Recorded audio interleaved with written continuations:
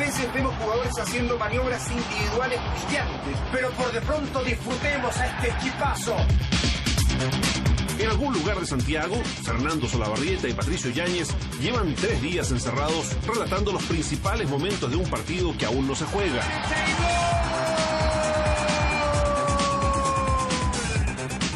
En Buin, Gene dejó abandonado hasta su trabajo para concentrarse en un solo desafío, ser el mejor de todos los jugadores.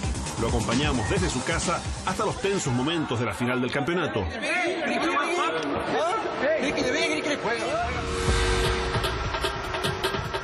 Conocimos a chilenos innovadores que desarrollan juegos de categoría mundial y en Estados Unidos asistimos al lanzamiento de las últimas novedades en una industria que no para de crecer.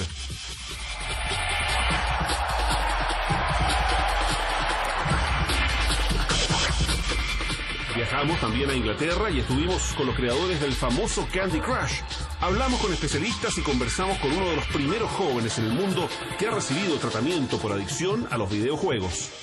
No me importaba hablar con nadie, contactar a nadie. Solo me encerraba a jugar en mi pieza por 3 días. Hoy en Informe Especial revisaremos estas y otras piezas del gigantesco mundo de los videojuegos que, como veremos, está todavía muy lejos del game over.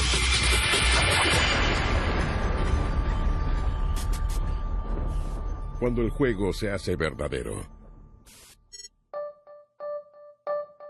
Aunque hay quienes consideran que el primer juego en video nació a fines de los años 40, cuando un grupo de científicos trató de llevar a los recién creados computadores un primitivo modelo de ajedrez, lo cierto es que la historia de los videojuegos tal como hoy la conocemos es bastante más reciente.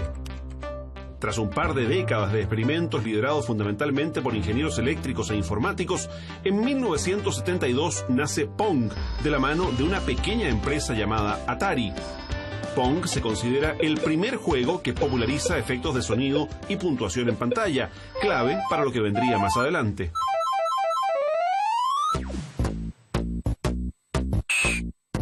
Es en esta época cuando comienzan a aparecer las consolas y las máquinas recreativas o juegos arcade, que tienen un nuevo gran impulso 6 años más tarde cuando, a fines de los 70, los japoneses de la empresa Taito crean estos invasores espaciales, los Space Invaders.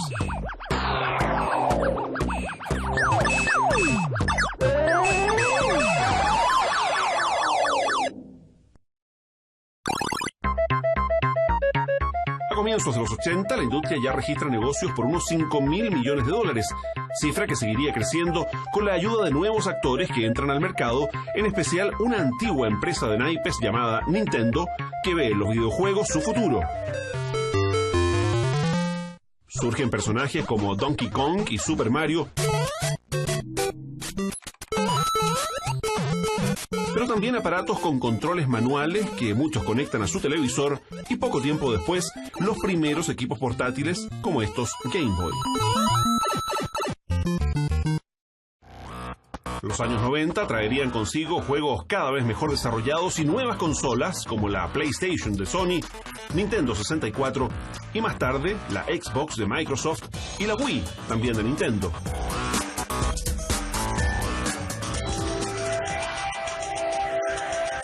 Hoy es impresionante la calidad y cantidad de videojuegos en computadores, dispositivos personales o en pantallas gigantes, pero muy especialmente en equipos móviles conectados a Internet como celulares y tabletas. Juegos deportivos, de estrategia, simulación y los cada vez más populares juegos casuales.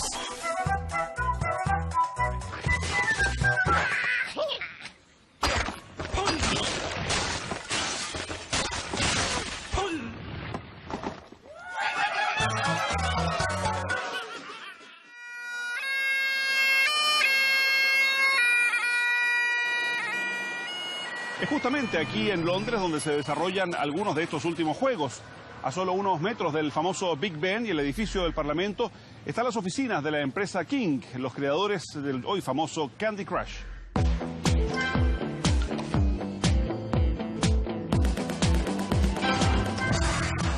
Es sin duda el juego más popular del momento en plataformas como Facebook y teléfonos celulares. En menos de un año ha sumado unos 50 millones de usuarios y se estima que 15 millones lo juegan cada día. La idea es simple, subir de un nivel a otro, cada vez más complejo, destruyendo caramelos y sumando puntos. Si no lo logra, debe esperar media hora para un nuevo turno o conseguir vidas con la ayuda de amigos en la red, o pagando desde $1 por más oportunidades para seguir jugando. ¿Cuál es la clave del éxito? Bueno, miramos mucho al hecho de que sea lo suficientemente entretenido para que la gente quiera volver a él naturalmente. Esto encaja muy bien con la experiencia de celulares y tabletas. Toby Pound, quien se presenta como gurú de juegos de la empresa King, nos anticipa las nuevas líneas de negocio, desde calcetines hasta licencias con la imagen de juegos para protectores de celular y muchos otros. No le gusta hablar de cifras, pero se sabe que la empresa ya tiene ingresos que superan los $500.000 al día. Con oficinas en Londres, Estocolmo y Barcelona, trabajan en seguir ampliando el negocio. El trabajo en Candy Crush continúa todo el tiempo. Estamos lanzando cada 2 semanas un nuevo episodio en plataformas móviles. Creo que actualmente tenemos 455 niveles y sigue creciendo. También miramos nuevas características y trucos dentro del juego. ¿Y por qué juegos como este generan adicción? Una teoría es que deja tareas inconclusas en nuestra memoria que fuerza a volver una y otra vez hasta completarla. Si se sigue al próximo nivel, lo más probable es que el proceso vuelva a repetirse, como le ocurrió a Pablo, que solo se detuvo al llegar al final del juego. La última actualización de Candy la hice antes de ayer en mi teléfono y no había más etapas. Yo pensé que venían más etapas para poder seguir jugando. Actualmente me encuentro desesperado esperando nuevas etapas. De hecho hay una noticia en México, parece, decían que, yo creo que es mentira, pero que una persona llegó hasta el nivel último y después desapareció. Así que estoy esperando a ver si me abducen los extraterrestres o algo así. Ya revisaremos otros casos de jugadores. Algunos han transformado estos videos en parte de su vida, casi en una profesión. Otros han reconocido su adicción al punto de llegar a tratarse en clínicas de rehabilitación. Pero de vuelta en Londres, quisimos conocer algo más de la industria de los videojuegos con la ayuda de un especialista. Aquí en el Reino Unido la industria de los videojuegos es increíblemente valiosa porque vemos que hay gente haciendo negocios innovadores basados en servicios. Y cuando haces algo como un servicio, va a ser mucho más fácil entrar al mercado porque no tiene costos de exportación. Es como si el poder del cerebro fuera lo que se exporta. TJ Rich trabaja en Click, el programa de tecnología de la BBC en Londres. Con más de una década de experiencia en estos temas, cree que el juego terminará rodeando muchas de nuestras actividades cotidianas. Esto ya se conoce en inglés como una palabra, gamification. Algunos la han traducido como jueguización de nuestras vidas. Creo que vamos a ver más gamification de la vida real. Por ejemplo, si vas a 4 locales distintos de una cadena de cafeterías, entonces te pueden dar una taza de café gratis.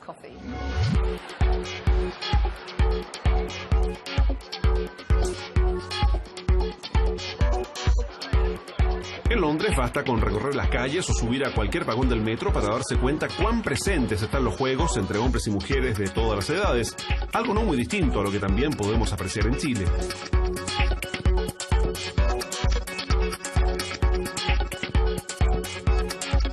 En nuestra región no hay muchos estudios que den cuenta de este fenómeno, por eso buscamos los datos que entrega uno de los mayores actores de este mercado, Estados Unidos. Según cifras de la Asociación de Programas de Entretenimiento, el 58% de la población hoy ya es videojugadora, al menos 2 personas en cada casa. Y aunque el 90% de los niños ha jugado alguna vez en celulares, computadores o consolas, la edad promedio del videojugador hoy está en los 30 años.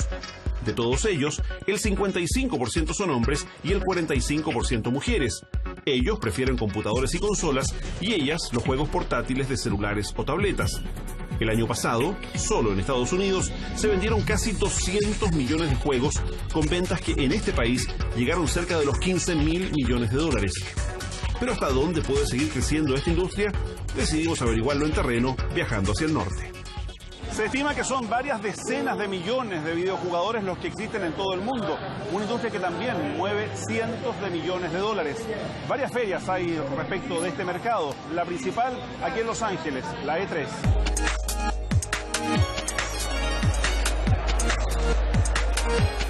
Se le conoce como E3 a la exposición de entretenimiento electrónico. Su primera versión fue en 1995 y desde entonces reúne una vez al año a los principales actores del mercado. Aunque se ve mucha gente por todos lados, aquí no hay acceso al público general. Solo son ejecutivos y empleados de las empresas especializadas y periodistas del sector. En promedio, unos 70.000 visitantes.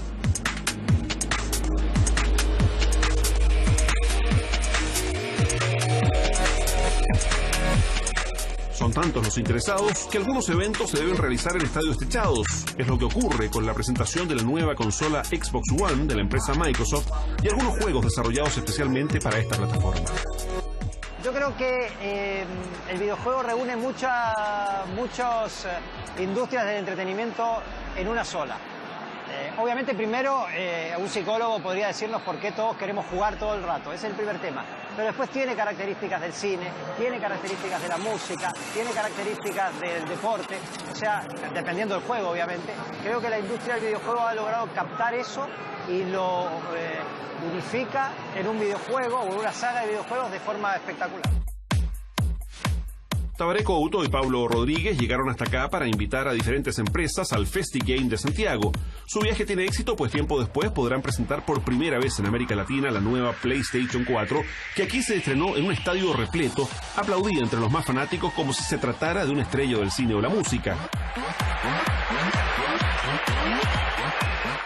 Para quienes trabajan en la empresa Sony, creadores de PlayStation e impulsores de numerosos juegos, nuestra región es una de las zonas claves para su crecimiento y desarrollo. Más de 12 juegos ya vienen localizados completamente en español latinoamericano y hemos tomado un paso más allá, ya estamos regionalizando juegos también. O sea, que el juego y todo lo que es el creativo detrás del juego va a tener aspectos más regionales de cada país y eso van a ver más y más un desarrollo sobre ese ángulo.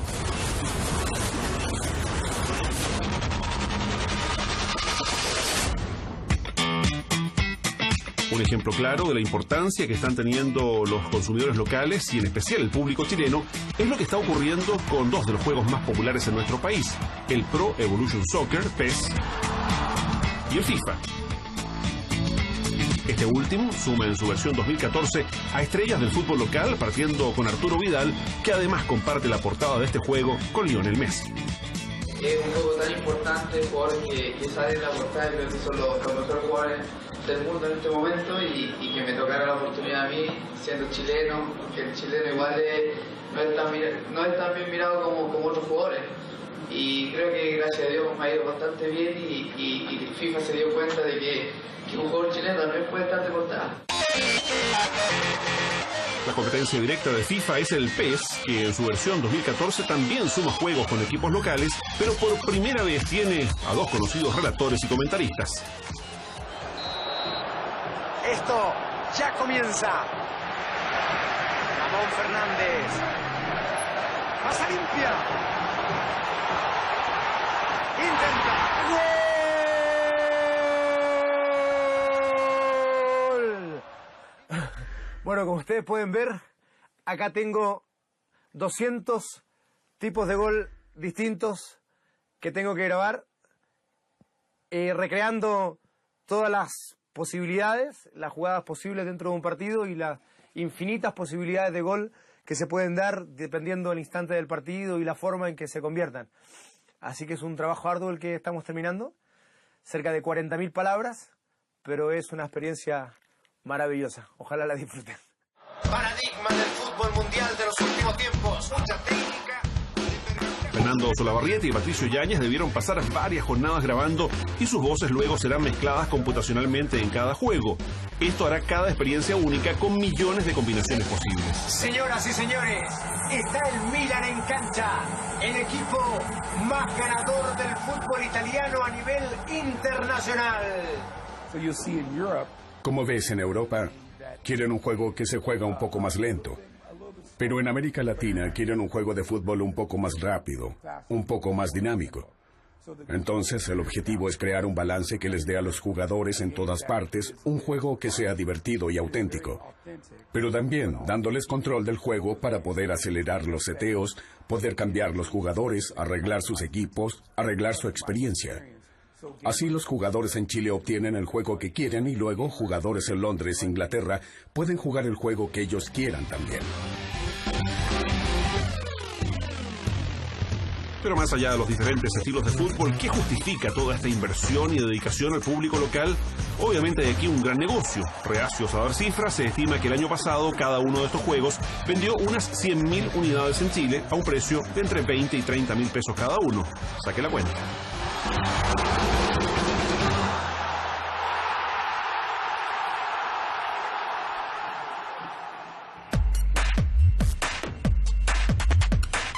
En Chile el desarrollo de videojuegos tiene apenas una década. Los primeros partieron trabajando en su propia casa o pequeñas oficinas. Hoy la situación es muy diferente. Una industria muy chiquitita de 2 o 3 personas, ahora hay por lo menos 250, 300 profesionales que están dedicándose a generar contenido audiovisual a nivel internacional. Juan Pablo Lastra es presidente de Video Games Chile, hace clases de videojuegos y se le considera uno de los fundadores de esta industria en nuestro país. Desde estas oficinas en Providencia, ha creado junto a su equipo títulos tan exitosos como Ghostbusters, Doritos Crush Course y Tetris para PlayStation 3. Otro de los más vendidos ha sido La Era del Hielo 4. ¿Qué es lo más chileno de estos juegos?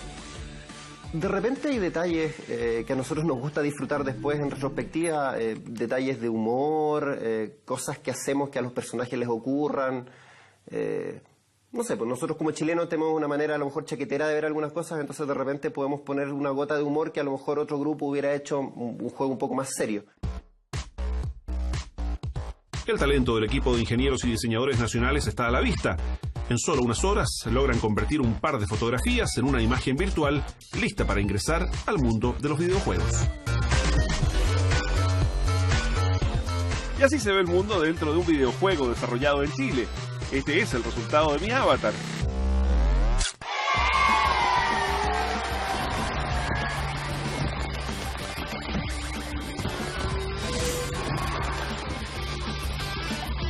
Un personaje creado y animado digitalmente gracias al trabajo de Behavior.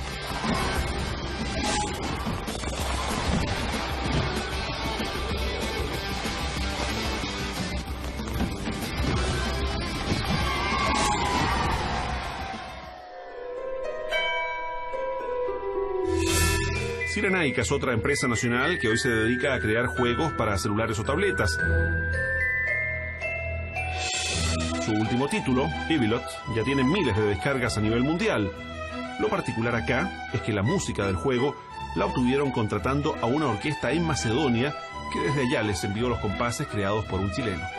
Yo creo que nos falta creernos más el cuento, pero partiendo de la nada en Estados Unidos tú te das cuenta que hay muchas oportunidades y creo que las oportunidades que uno tuvo en Estados Unidos es justo también darlas en Chile y empezar a proyectar gente, ¿no es cierto?, con sus capacidades. En paralelo al desarrollo de la industria nacional de videojuegos ha crecido también un sinnúmero de lugares, actividades y eventos especializados.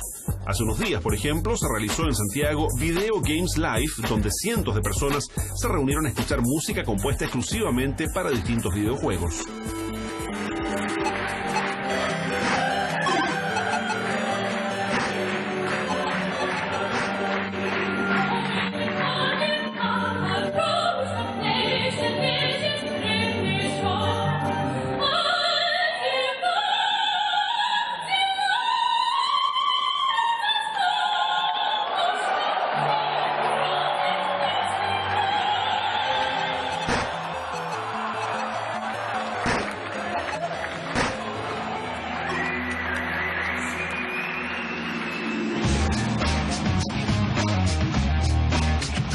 Y en Ñuñoa, un grupo de amigos dio vida al primer bar gamer en nuestro país, donde es posible disfrutar los happy hour al mismo tiempo que se juega individualmente o en equipo. Bueno, buenísimo lugar, buenísimo. Yo soy videojugador desde los 5 años que tengo consola, he tenido todas las consolas. Es un bar hecho por videojugadores, para videojugadores. Todos los que trabajan acá en el bar son videojugadores. Es un requisito para trabajar acá. Queríamos que todos estuvieran comprometidos con el bar. Y la idea principalmente del bar es recrear el link de tu casa. Yo cuando era chico me juntaba con mi amigo y jugábamos en el link de nuestras casas y lo pasábamos increíble y compartía. Ahora todos los juegos son por internet y a nadie se ve la cara. Entonces lo que nosotros quisimos hacer acá son módulos que recrean livings de casa, para venir a conocer gente y juntarte con los amigos. Pero así como existen jugadores aficionados, otros han hecho de esta actividad un estilo de vida. Gene vive con su familia en Buin y hoy es reconocido como uno de los expertos nacionales de Call of Duty, uno de los más populares juegos de guerra en primera persona. He tenido consolas de videojuegos toda mi vida, ¿cachai? Pero así competitivo empecé hace poco, unos 3 años creo, máximo. Consciente del crecimiento de la industria a nivel internacional, ha puesto al tope de sus prioridades la competencia en diferentes torneos en línea. Terminé el cuarto medio. ¿Y luego? Y luego me metí a trabajar y jugando. El objetivo es convertirme en un jugador profesional.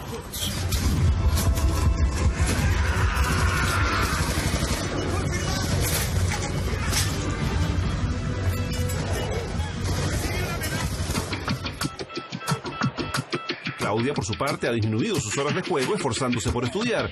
La conocimos camino a firmar su crédito universitario. El año pasado jugaba harto más que ahora.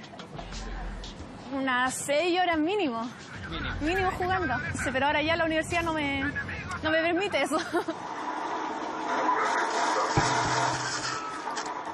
Yo creo que el sueño de todo gamer es vivir de esto. O sea, creo que ningún papá, si tú le decís me voy a dedicar a esto, te va a decir sí, dedícate nomás, deja de no estudiar, ¿cachai?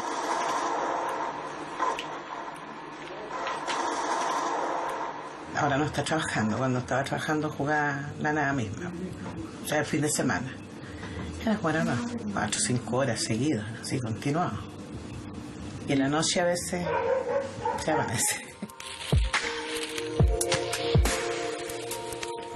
Pero a veces la realidad de estas ambiciones están muy lejos de la comprensión de sus padres. Si a él le gusta esta, para seguirlo como una profesión, no sé, yo la verdad es que soy bien ignorante en el campo y no sé si esto es rentable o no es rentable, o sea, si hay campo laboral o no.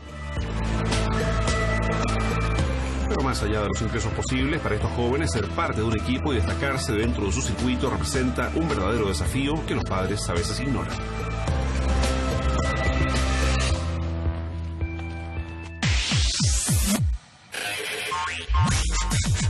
Uno de los campeonatos más populares en nuestro país es hoy la Liga Samsung, que ya tiene 16.000 jugadores y 300 equipos inscritos. Un proyecto ya para darle vida y estructura a los juegos online basados principalmente en computadores. Y nosotros le quisimos dar cuerpo, a través de algo que la gente pudiera identificar y motivarse y hacer crecer una base que tiene mucho potencial. Mauricio ha participado desde los 12 años del popular juego Counter-Strike. Participa de un clan desde los 15 y ha cosechado varios títulos en su camino. Hoy tiene 22 años y para él la actividad ha marcado su vida. Que la gente que no conoce el juego, que no conoce este mundo, que no piense que nosotros estamos jugando con extraños, estamos jugando con gente que uno quiere, que estima. Entonces, el no presentarse a una cierta hora, el no presentarse en un cierto lugar, eso es una falla al cariño que le siente uno al otro. Fuego, bitches, fuego! Bitch, I shoot a plane out the sky with a BB gun. Participar de un clan pasa a ser parte fundamental del proceso de aceptación social en el mundo de los videojuegos. Ni siquiera es tanto conocerse. Verlo jugar y si realmente te gusta su forma de jugar, tú realmente, entre comillas, lo reclutas. Y con eso, esa persona está como dentro del clan y pueden participar en torneos, competencias online. ¡En el edificio de la derecha! Pero para Claudia el proceso de aceptación no ha sido fácil en un medio que es conocido por su machismo. Ha pasado en que 2 o 3 veces en que me han no discriminado, pero quizás haciendo una burla de que quizás les molesta que una mujer les gane, porque eso es lo que yo siento, que una mujer les gane es como herir el orgullo del hombre, por así decirlo. Sí, mi vida antes, cuando era chico, era jugar todo el día, todos los días de un verano entero, o sea, imagínate, 2 meses, todo el día, jugando, me acostaba, me levantaba en la mañana, jugaba, después me acostaba de nuevo. Y ahí se generaban los conflictos con mi papá, con mi mamá.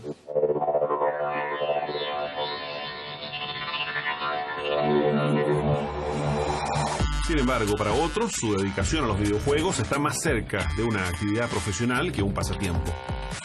Juego League of Legends desde hace como 3 años.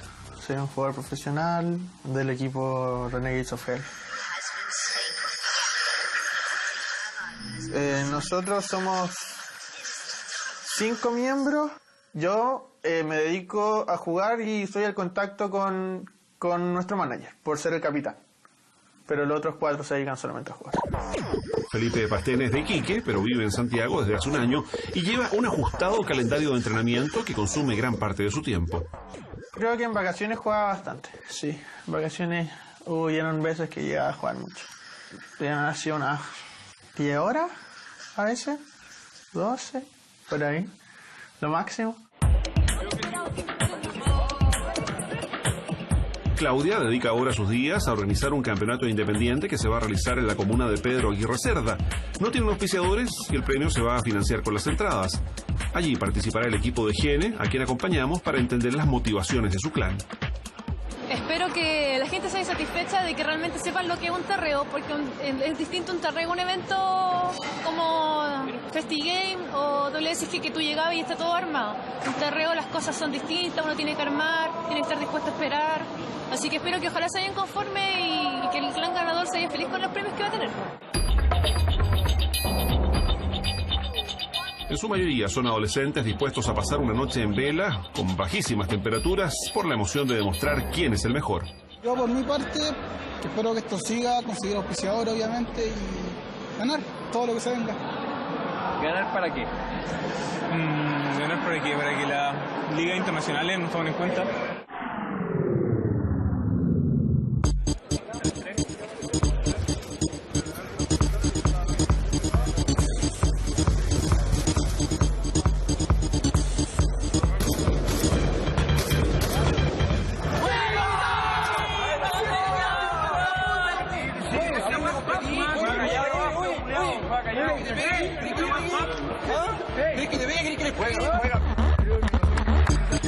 Finalmente Gene y su equipo ganan el encuentro, pero el premio no es suficiente siquiera para financiar un control remoto.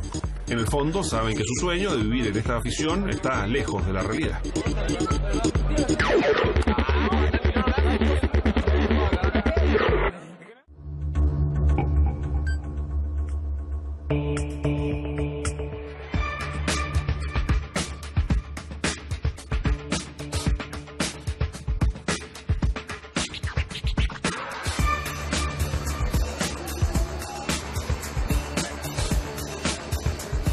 Pero no todos los gamers en Chile se miden en pequeños campeonatos. Instancias como FestiGames sirven de plataforma para torneos masivos donde convergen los mejores jugadores con auspiciadores internacionales. Mauricio y Felipe han logrado llegar a la final de sus juegos después de meses. Felipe es un ícono en su comunidad, al igual que Mauricio, pero se esfuerzan por mantener un perfil bajo.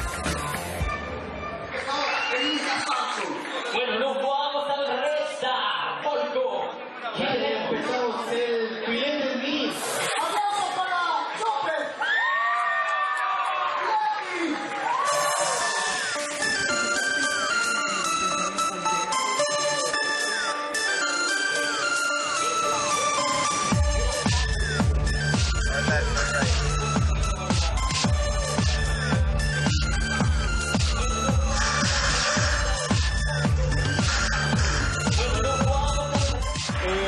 Estamos a segundo de disputar la final de Liga Samsung, la cual nos costó harto llegar y bueno, esperamos los mejores resultados para nuestro equipo y nunca, igual no voy a hacerle mala vibra al otro, pero les vamos a ganar.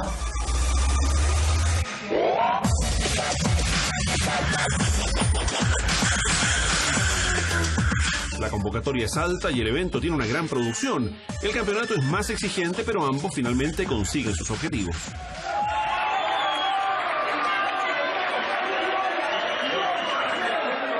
Ganamos en el mejor de 3 los 2 primeros partidos. Estoy emocionado, o sea, estoy contento de ganar. No sabría decirle cómo reaccionar ahora, es un poco extraño, pero sí muy contento.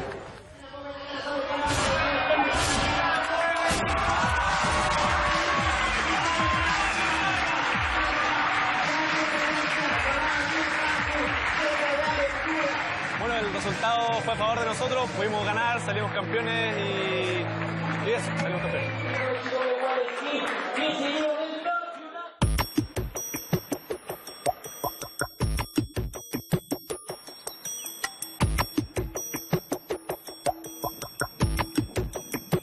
Pero todo este entusiasmo, para algunos verdadera adicción a los videojuegos, puede llegar a situaciones extremas, como la que se vivió al interior de esta casa, en un tranquilo barrio al sur de la ciudad de Los Ángeles, en Estados Unidos.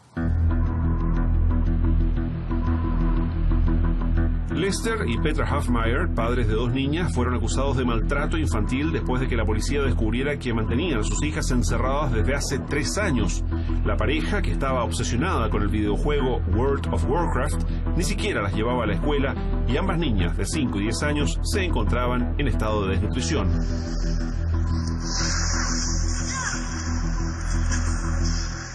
En realidad nosotros, viviendo aquí enfrente, no sabíamos lo que estaba pasando ahí. Sorpresa muy grande.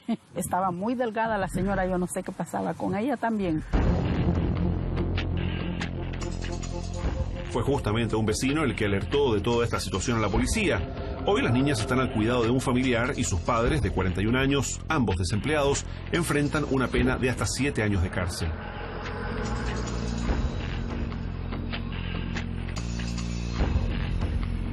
Historias como esta surgen con gran publicidad cada cierto tiempo. Incluso en hechos de violencia como tiroteos al interior de escuelas o universidades, los videojuegos son indicados como factores de riesgo. ¿Están así?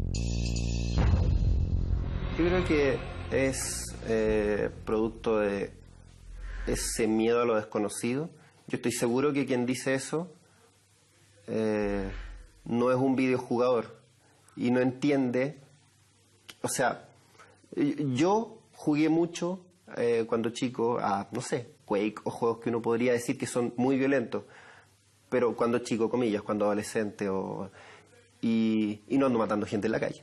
Y lo que nosotros creemos firmemente es lo contrario. A lo mejor su personalidad violenta lo hacía encontrar atractivo un videojuego violento.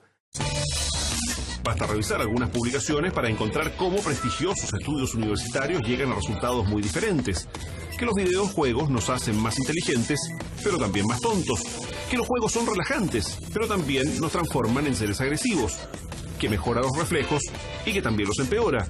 Que nos hace más gordos, pero a veces más delgados. Sí, obtendrás resultados de estudios muy diferentes porque tienes que tener un nivel de entendimiento muy detallado de qué es ese juego y qué hace la persona. Y luego, ¿dónde están los riesgos? En la misma manera de que si tratas a alguien adicto a las drogas, la cocaína es muy diferente de la heroína. El doctor Richard Graham es psiquiatra de niños y adolescentes con numerosas publicaciones sobre el efecto de los videojuegos en nuestro organismo. En lo primero que hay que preocuparse, dice, es cuán temprano en nuestra vida comenzamos a jugar. La edad es un elemento muy interesante en esto. Porque cuando miramos el uso que dan los jóvenes a las nuevas tecnologías, dispositivos móviles, tabletas, iPads, al igual que juegos y redes sociales, vemos un aumento en su uso en la temprana adolescencia, donde sabemos se toman riesgos y se es más impulsivo.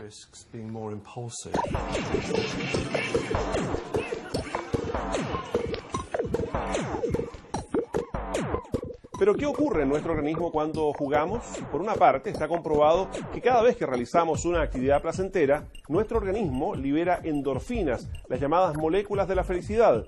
Son las mismas que nos dan esa sensación de placer cuando recibimos una caricia, un masaje, nos damos una ducha caliente o tomamos algo de sol. Pero no es lo único. En general los videojuegos tienden a producir sensaciones placenteras en los usuarios, de alguna manera, y eso empieza a generar un refuerzo positivo intermitente. O sea, van pasando etapas, van avanzando, van perdiendo, y cada vez el juego se va haciendo más difícil. Y eso genera a nivel cerebral descargas de dopamina y estimula todo lo que se llama el circuito de la recompensa, que es el circuito que también se activa, por ejemplo, en las adicciones. Para el doctor Arap, uno de los pocos especialistas médicos en videojuegos que hay en nuestro país, la edad es también un factor clave para prevenir adicciones. Creo que es importante determinar que, tal cual como en las películas hay una cierta clasificación, los videojuegos también tienen una clasificación por edad. Efectivamente, yo creo que es importante que los niños y los adolescentes usen videojuegos que son acorde a la edad, porque nosotros sabemos que mientras más pequeños son los individuos, más susceptibles son. Justamente para saber qué juego corresponde a cuál edad, varios países mantienen un sistema de calificación similar a las películas. El más conocido es el estadounidense Consejo de Audiencia en Programas de Entretención, ESRB por sus siglas en inglés. Aquí los juegos son divididos por su nivel de violencia física, verbal o incluso contenido sexual. Todo juego debe llevar en su carátula una letra de acuerdo a su calificación.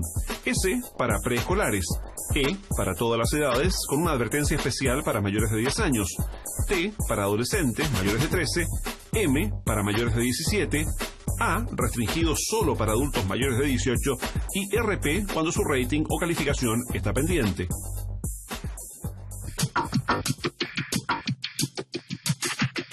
En Inglaterra hay un sistema similar con algunas calificaciones adicionales para mayores de 7 o 15 años. La novedad acá es que un mismo organismo evalúa las películas y los videojuegos. La mayor atención está puesta hoy en los juegos bélicos, que por el realismo que exhiben en pantalla no son recomendables para menores de edad. Incluso agencias como la Cruz Roja han pedido que en estos videos se respeten las normas internacionales en casos de guerra para que, por ejemplo, no haya situaciones de tortura o se impida matar a quienes están heridos.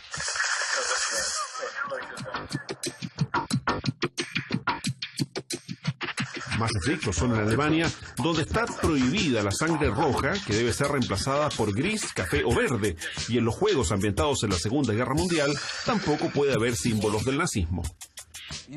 La protección de la juventud en general es un asunto importante del que todos debieran preocuparse, pero a fin de cuentas todo lo que hacemos es una guía para los padres, por lo que decimos que un juego de mayores de 18 años no puede ser adecuado para un niño de 14.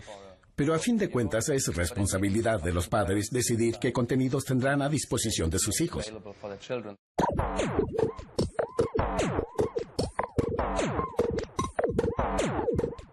¿Pero hay alguien que atienda a quienes se consideran adictos a los juegos en video? Para saber la respuesta tuvimos que viajar a Weston-super-Mare, una pequeña localidad inglesa ubicada a unas 2 horas al este de Londres.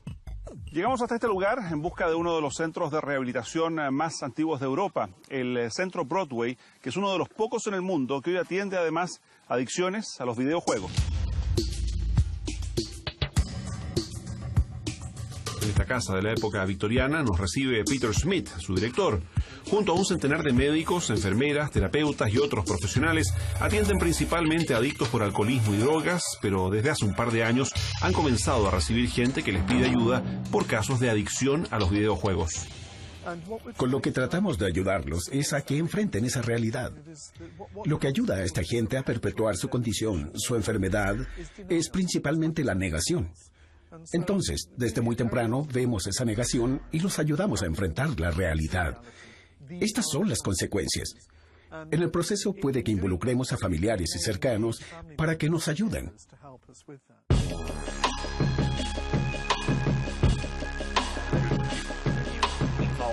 Kieran es uno de los pacientes que aquí busca rehabilitarse. Hoy de 27 años dice haber empezado a jugar a los 13 de manera progresiva hasta no poder parar. ¿Cómo te diste cuenta que tenías un problema, una adicción a los videojuegos? Me obsesioné mucho con los juegos. Es decir, mira, me metí en un juego hace no mucho llamado The Last of Us. Por 3 días, comía una vez diaria y me quedaba ahí en mi pieza. Por 3 días. Y cuando lo completé, cuando terminé... ¿Cuántas horas al día? 10, 11... A veces desde las 10 de la mañana, a veces hasta las 3 de la mañana. Así que a veces jugaba 15 horas. Junto a Chris, su terapeuta, inició un tratamiento que en su fase inicial toma entre 4 y 6 semanas. De ser necesario, puede extenderse hasta los 3 meses. El problema es la obsesión. Porque si tú y yo pudiéramos jugar un juego, podríamos pasar 1 hora, completar un nivel y nos podríamos alejar. Para Kieran eso no es el caso, porque tiene el siguiente nivel, el siguiente nivel, el siguiente nivel. Y de modo continuo esto lo afectará de modo físico, mental y espiritual. Un caso similar es el que confiesa Kate. Dice que dejaba de comer o dormir por tener más tiempo para el juego. Tanto le gustaba que su primer trabajo fue administrando un local de videojuegos. En las adicciones, y estoy incluyendo el alcohol y las drogas en esto, mucha gente lo usa a modo de escape. El mundo a su alrededor puede no ser como ellos quisieran. Entonces tienes este personaje en línea y lo desarrollas del modo que quieres. Estás en un mundo que es completamente diferente al mundo en que vives ahora, por lo que puedes empezar a olvidarte del mundo real porque no es importante. En este mundo tú eres un héroe, eres un dios y...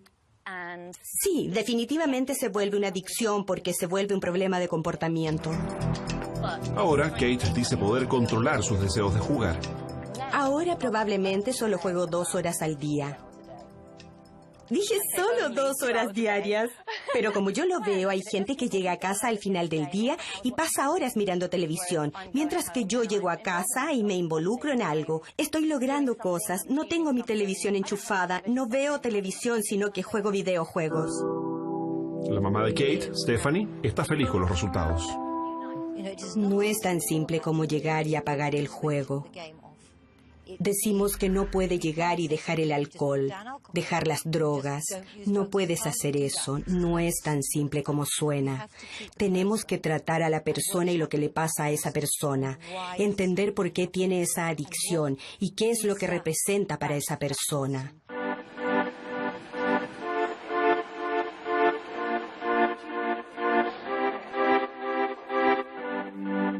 En general, aquí se conversa mucho con la ayuda de terapeutas y se comparte con otros en situación similar.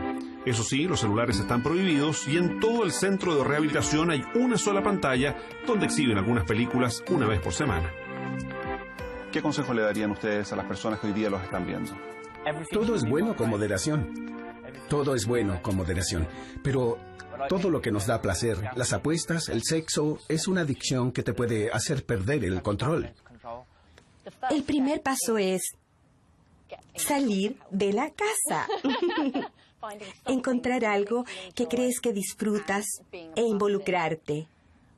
Ya sea un deporte, ya sea un grupo social de personas. Buscar algo que sientas que te satisface.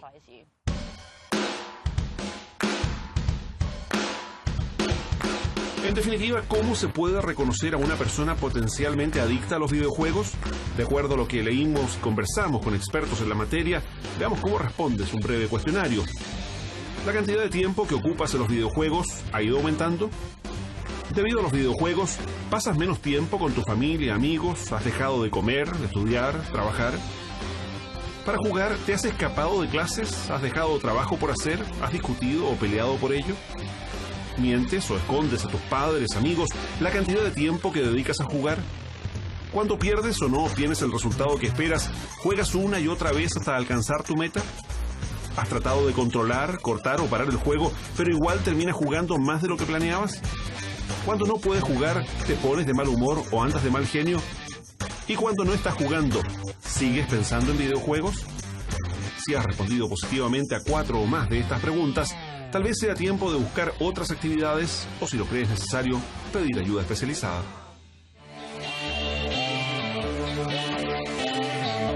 Pero así como algunas personas se recuperan después de sentirse atrapadas en los videojuegos, hay quienes los utilizan para otro tipo de rehabilitación. En el Hospital de la Mutual de Seguridad en Santiago, el doctor Claudio Soto lidera un programa para recuperar pacientes que han visto amputada alguna de sus extremidades. Este ambiente enriquecido de estímulos le aporta algo más a la rehabilitación tradicional. Es decir, mejora, creo, el equilibrio, el balance, el control motor, es decir, cómo un paciente puede hacer su deambulación, su funcionalidad. Con este sistema, el videojuego incorpora al paciente a la pantalla y le plantea desafíos como mover cajas o simular un descenso en esquí. Lo habitual es que el paciente se concentre en el juego, olvide por un momento su lesión y haga sus ejercicios de la manera más adecuada.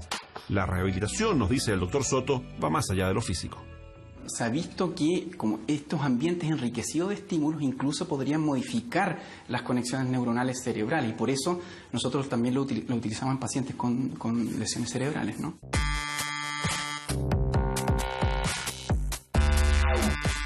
El impacto de algunos de estos juegos en la mente de las personas aún es objeto de numerosos estudios, pero hay educadores que ya utilizan videojuegos como apoyo a lo que enseñan en clases. Mira, en este nivel la experiencia ha sido súper gratificante para nosotros porque los niños han podido poner en práctica y poder visualizar por ellos mismos un proceso que es como difícil de ver porque porque se da en un tiempo muy largo, que es la evolución. Ellos pueden partir de crear una célula, un unicelular, dándose algunas libertades artísticas, digamos, y hacerlo evolucionar sometiendo a ese organismo a distintos medios. Aquí, en el Colegio Dan Alastair de Santiago, los alumnos de octavo básico utilizan el videojuego Spore para entender en la práctica cómo se desarrolla un ser vivo, cómo crece y se alimenta, un proyecto desarrollado en conjunto por las áreas de biología y tecnología. Llevamos 4 años con este proyecto y la experiencia ha sido muy positiva. En el fondo, esto es algo que los niños esperan, ¿cierto? En el nivel de octavo ya se ha transformado como en algo tradicional de la clase de tecnología. Y es una experiencia que dura aproximadamente mes y medio. Entonces, para ellos es una experiencia importante, ya que la esperan con muchas ganas. Porque es como la hora que tienen ellos de relacionarse con algo que les gusta y otra vez aprender. Como ellos, hay numerosas experiencias de videojuegos en apoyo a la educación.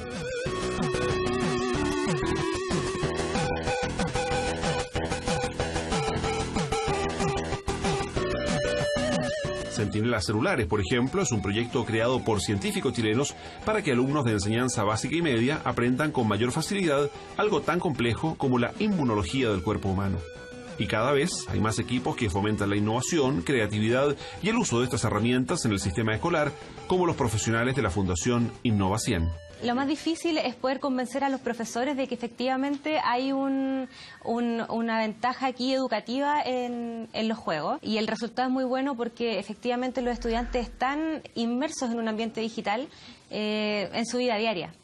Entonces, llevar este ambiente digital a la sala de clase es fundamental para poder tener un aprendizaje que esté situado en su realidad. Como hemos visto, en una sociedad como la nuestra, cada vez más conectada a computadores, consolas, equipos portátiles, los videojuegos han pasado a ser parte de lo cotidiano. Por un lado, hay acá una industria con ventas millonarias que cada año crea nuevos equipos, mejores juegos y donde los desarrolladores chilenos pueden lograr cada vez mayor protagonismo.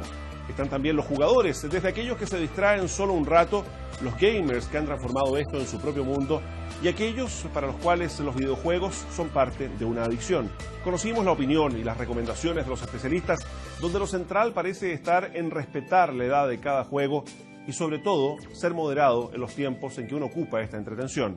Habrá juegos que sigan generando polémica por sus contenidos y otros que intenten ayudar a mejorar nuestra salud o colaborar con una mejor educación. Es el cara y sello de la industria de los videojuegos y, tal como dijimos al comienzo de este informe especial, parecen estar muy lejos del game over.